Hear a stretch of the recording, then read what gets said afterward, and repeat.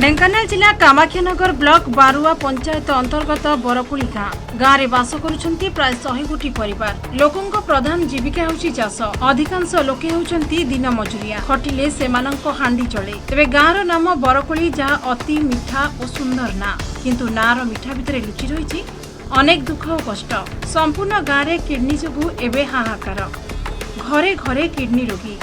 प्रतिवर्ष प्राय 12 ରୁ 15 जनकर अकाल मृत्यु होछि। किडनी नेउछि लोकंक जीवन। प्राय 50 ରୁ अधिक लोकंक मृत्यु हो साराणी। एबे भी घरे घरे किडनी रोगी आक्रांत होई पड़ी रहिसंती। एमती तो आम किडनी रोग बिलबाड़ी मो स्वामी किडनी रोग होने मैंने बिलबाड़ी मो बंधा छाता बिक्री टिक्री कलुनी। ए रोगटा हटुनी कि किसी ना आ बहुत दुखरे मु चलुची। आउ गाँ भई सब आम दुखरे चलुचु माने पानी अभाव जो आउ रोग बागरे सदाबले टंका पैसा आमर बोही चलुची। आड़ू गवर्नमेंट आमको कहीं सुविधाटा दौर सुविधाटा देले सीना आम टे शांति रुहते आम परिवार शांति रुहते। बहुत आम दुखरे चलुचु घर घर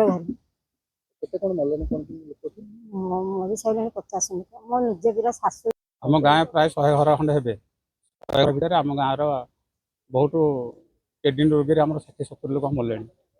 तेणु आम गाँव को कौन गाँव बंधु मान आसे भी फेरी जाऊँ मैंने कहीं जोगाजोग करना दौना। तेणु आम गाँव में बहुत असुविधा। तो आम गाँव तथा एपर्यंत भी लोक पड़ी रोगरे। तेणु ए बाबद आम सरकार एपर्यंत आम गुहारी दुहारी भल मंद किसी सुविधा करूना एवं पानी भी सुविधा करूना। आम तथा मझे भी कहूँ टांकर पानी टी आमको दि जाऊ तथा एपर्यंत भी पानी टी भी दि जाऊ। गाँव में रही 2टी नलकूप गोटे खोला कूଅ जार पानी ही लोकों साहा भरसा।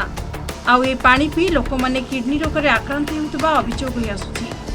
गाँव में वसुधा योजना रे पानी संजोग पई आउटपोस्ट लागिछि, मात्र पानी केबे भी आसु नाही। मेगा प्रकल्प माध्यम रे पाइप संजोग होईछि, मात्र ताहा एटी प्रहसन पलटिछि। विशुद्ध पानीय जल जोगाण गाँव पई सात सपन पलटिछि। से कूଅ पानी पी लोक माने किडनी रोग रे आक्रांत होउछंती। संपूर्ण गाँव में किडनी आक्रांतों संख्या बढ़िबारे लागिछि। जो हार में लोकों मृत्यु होछि, अल्प दिन में संपूर्ण गाँ जनशून्य होइजिव। कअँल बयस रे पिलांकर मृत्यु होछि। भेंडा पिलार मृत्यु को बाहुनी बाहुनी कांदुछि माँ। सतरे संपूर्ण गाँ जेमिति अभिशप्त पलटिछि, जहाकु नै स्थानीय प्रशासन और सरकार पदक्षेप ग्रहण न कले आगामी दिन में जनशून्य होइजिव संपूर्ण गाँ। एपरिक गाँव में केही झियो बाहा देबाकु राजी होउनांती। तेणु सरकार सहयोग एकांत लोड़ा हो पड़ी। देख कियार बारी बिकू कहीं बिकिकी टंका पैसा सारिकी जदि हबार लगे सारिकी निक हूँ निक हूँ कई भर उष मसक 300 3000 300 3000 एमती चली। आम कौट रोजगार करते खाइबू नलकूप पानी पीकरी दिहपा पूरा किडनी रोगर अभिशप्त गाँ पलटिछि बरकुली गाँ। गलेनी अनेक मलेनी भी अनेक। एबे भी मध्य अनेक लोक रोग रे आक्रांत अछंती।